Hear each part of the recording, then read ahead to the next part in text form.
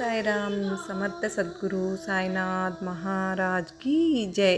మన సాయి బిడ్డలందరికీ నమస్కారం ఫ్రెండ్స్. ఎలా ఉన్నారండి? ఏం చేస్తున్నారు? అందరూ బాగున్నారు కదా? మన సాయినాథ్ దయవల్ల అందరూ బాగున్నారని, బాగుండాలని మనస్ఫూర్తిగా బాబావారిని కోరుకుంటూ ఆ సాయినాథుని కృప, కరుణ, కటాక్షములు మనందరిపైన నిండుగా మెండుగా ఉండాలి అని మనస్ఫూర్తిగా బాబావారిని వేడుకుంటూ ఈరోజు వీడియో అయితే స్టార్ట్ చేస్తూ ఉన్నాను. బాబావారు ఏం చెప్తూ ఉన్నారు అంటే, ఇక్కడ కనిపిస్తున్న 2 చేతుల్లో ఒక చేతిని తాకు తల్లి, ఖచ్చితంగా నీ జీవితంలో ఒక ఊహించనటువంటి శుభవార్తను తెలుసుకో అని సాయినాథుడు అయితే మనకు ఈరోజు ఒక చక్కటి సందేశం ద్వారా మన ముందుకైతే వచ్చారు ఫ్రెండ్స్. సాయినాథుడు ఇలా ఎందుకు చెప్తున్నారు అనేది మనం సాయినాథుని మాటల ద్వారానే తెలుసుకుందాం. వీడియో స్టార్ట్ చేసే ముందు ప్రతి ఒక్కరికి ఒక చిన్న రిక్వెస్ట్ అండి. ఈ సందేశం కనుక మీ అందరికీ నచ్చినట్లయితే తప్పకుండా వీడియోకి లైక్ చేసి మరియు కొంతమందికి షేర్ చేయండి. కొత్తగా మన ఛానల్ ఎవరైనా చూస్తూ ఉంటే కనుక సబ్స్క్రైబ్ చేసుకుని కొంచెం సపోర్ట్ చేయండి ఫ్రెండ్స్. మనం బాబావారికి మనం ఈ సందేశం ద్వారా మనకు చాలా మంచి జరుగుతుంది ఫ్రెండ్స్. ఎందుకంటే ఏదేదో బాధల్లో ఉంటారు, లేదంటే వాళ్ళకి పరిష్కారం అనేది ఎలా పరిష్కరించుకోవాలో ఒక సమస్యని అనేది తెలియకుండా కొట్టుమిట్టాడుతూ ఉన్న తరుణంలో మనం ఈ మాత్రం ఒక సందేశం ద్వారా వాళ్ళకి ఎవరికైనా షేర్ చేయగలిగితే కనుక అది వాళ్ళకు కనెక్ట్ అయ్యి వాళ్ళ జీవితాల్లో కొత్త వెలుగు అనేది తీసుకురావచ్చు కదా. బాబావారి సందేశం వారికి కనెక్ట్ అయితే కనుక ఇది నా కోసమే చెప్పారు బాబావారు అని చెప్పి వాళ్ళు చాలా ఫీల్ అయిన సందర్భాలు చాలామంది చెప్తూ ఉన్నారు ఫ్రెండ్స్. మీ ద్వారా అది జరిగింది అంటే మనకి ఇంకెంతో సంతోషంగా ఉంటుంది కదా. కనుక ప్లీజ్ అండి, తప్పకుండా షేర్ చేయండి ఫ్రెండ్స్. మీ వల్ల మంచి జరిగింది అన్న ఫీలింగ్ వాళ్ళకు ఉంటుంది. తప్పకుండా మీరు ఇది చేస్తారు అని నేను మీ నుండి ఆశిస్తూ ఉన్నాను. మరి మన సాయినాథుడు ఏమి సందేశం చెప్పబోతూ ఉన్నారో తెలుసుకుందామా? మరి బిడ్డ, బాబా మొదటి చేతిని తాకిన వాళ్ళ సంగతి కోసం చెప్తున్నాను తల్లి. నువ్వు ఎన్నో కష్టాలు పడి ఎంతో ఉన్నత సాధించి మంచిగా జీవితంలో స్థిరపడ్డాను అని అనుకున్నావు. కానీ అంతలోనే నీ జీవితంలో ఎన్నో అగాధాలు వచ్చి పడ్డాయి. నీతో పాటుగా కుటుంబం అంతా కూడా ఎంతో బాధను అనుభవించవలసి వస్తుంది కదా. ఎన్నో సంవత్సరాలు ఈ బాధ నువ్వు అనుభవిస్తూనే ఉన్నారు. మీరు ఎన్ని ప్రయత్నాలు చేసినా కూడా ఆర్థికంగా దిగజారిపోతూ ఉన్నారు. నిత్యము మీ జీవితం గడపాలి అంటే ధనం ఎంతో అవసరం. అలాగే నిత్య అవసరాలకు కూడా ధనానికి ఇబ్బంది పడే పరిస్థితుల్లో నుండి తేరుకోవాలని మీరు ఎన్నో ప్రయత్నాలు చేస్తూ ఉంటారు. కొద్ది రోజులుగా అన్నీ తొలగిపోయినట్టుగా ఉంటుంది, కానీ ఎంతో కొంత ధనం పోగేసుకోగలుగుతూ ఉన్నారు. అంతలోనే అనుకోని ఆపద వచ్చినట్లు ఆపద సమయంలో ఆదుకొని డబ్బులు ఇచ్చిన వారికి మీరు తిరిగి ఇవ్వలేకపోవడము, డబ్బులు సరిపోక మళ్ళీ అప్పులు చేసి తిరిగి మళ్ళీ వారికి కట్టవలసి రావడము వస్తూ ఉంది కదా.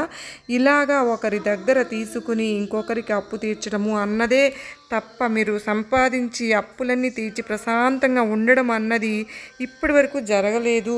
దీనికి కారణం మీ పెద్దలు, పూర్వీకులు అందరూ కూడా ఇంటిలోని ఆడవారిని ఎంతగానో వేధించారు. వారి కన్నీరుకు కారణమై వారిని చాలా బాధ పెట్టారు. ఆ దోషం అనేది మీ ఇంటిల్లిపాదిని చుట్టుకుని మిమ్మల్ని పట్టి పీడిస్తూ ఉంది. ఎప్పుడూ కూడా ఇంట్లోని ఆడవారిని బాధ పెట్టకూడదు. మరి నువ్వు కూడా నీ ఇంటి ఆడవారిని ఎప్పుడూ కూడా బాధ పెట్టవద్దు. వారిని చిరునవ్వుతో ఉండేలా చూసుకో.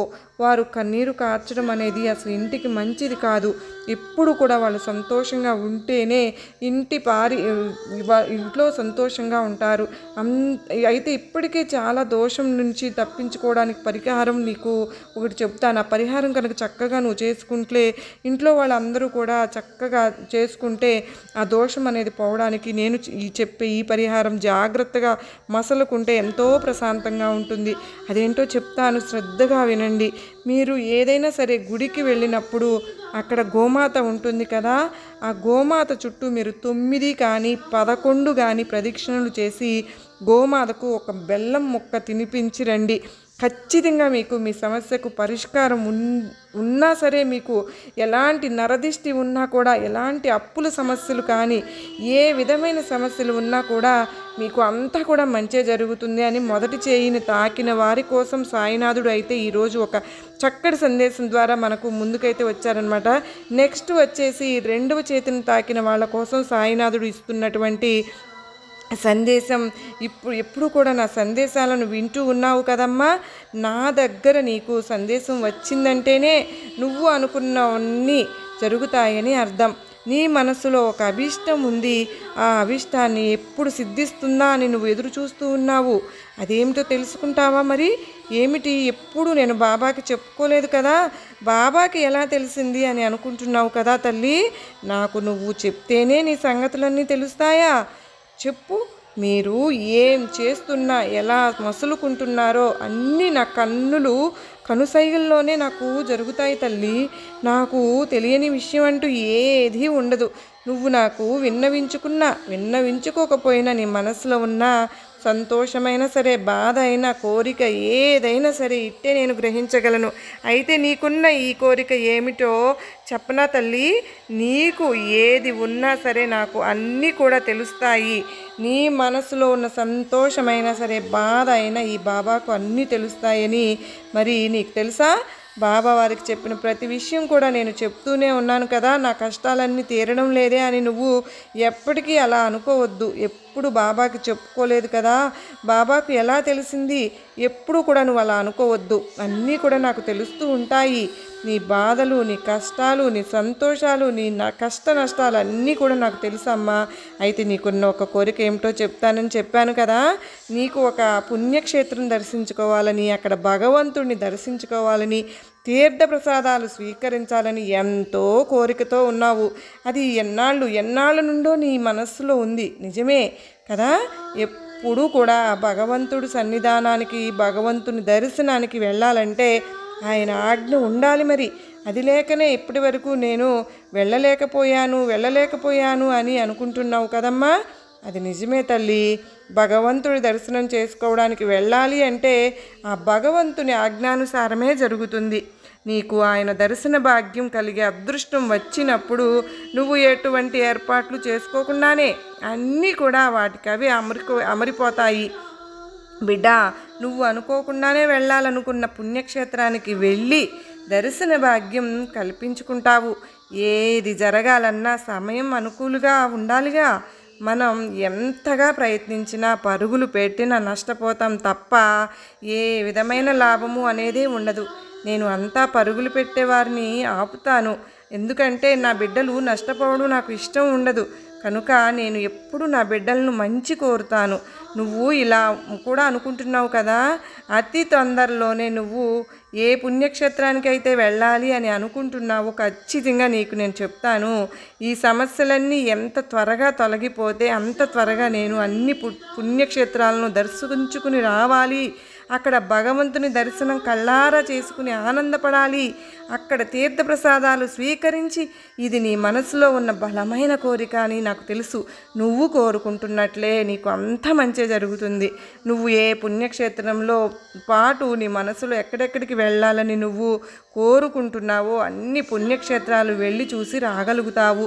నీకు సమయం అనుకూలంగా మారింది. ఇక నుంచి నీకు అంతా కూడా మంచి జరుగుతుంది. నువ్వు తలచిన వెంటనే అన్ని పనులు కూడా జరిగిపోతాయి. అందువల్లనే నేను నీకు ఈ సందేశం ఇవ్వగలుగుతున్నాను బిడ్డ. నీకు సమయం అనుకూలమైనప్పుడు మాత్రమే నా దగ్గర నుండి సందేశం వస్తుంది. నీకున్న ఆటంకాలన్నీ కూడా త్వరలోనే తొలగిపోతాయి. కనుక నువ్వు ఊహించకుండానే నువ్వు కోరుకున్నవన్నీ కూడా ఖచ్చితంగా జరుగుతాయి. నువ్వు చూడాలనుకున్న పుణ్యక్షేత్రాలు అన్నీ కూడా చూడగలుగుతావు. సదా నీకు నేను ఎల్లప్పుడూ తోడుగా ఉంటాను. నువ్వు నీ కుటుంబం సంతోషంగా మీరు చూడాలనుకున్న పుణ్యక్షేత్రాలు అన్నీ కూడా చూసి ఆనందంగా ఇంటికి చేరి సకల సౌభాగ్యాలతో, ఆయురారోగ్యాల, ఐశ్వర్యాలతో ఎప్పుడు సంతోషంగా ఉండాలని నా ఆశీర్వాదం మీకు ఎప్పుడు ఉంటుందని నీకు నేను మాట ఇస్తున్నానుగా అని సాయినాథుడు నీకు నేను ఆశీర్వాదములు ఇస్తున్నాను బిడ్డ అని మనకు బాబావారు గొప్ప సందేశాన్ని అత్యద్భుతంగా వివరించారు కదా ఫ్రెండ్స్. మరి సాయినాథుని సందేశం మీ అందరికీ కూడా నమ్మకాన్ని ధైర్యాన్ని కలిగించింది కదూ. నచ్చినట్లయితే మరికొంతమందికి షేర్ చేయండి. అలాగే మరలా మరో చక్కని సాయినాథుని సందేశంతో మరలా మీ ముందుంటాను. అంతవరకు నమస్కారం అండి. ఓం సాయిరామ్. సర్వే జనా సుఖినో భవంతు.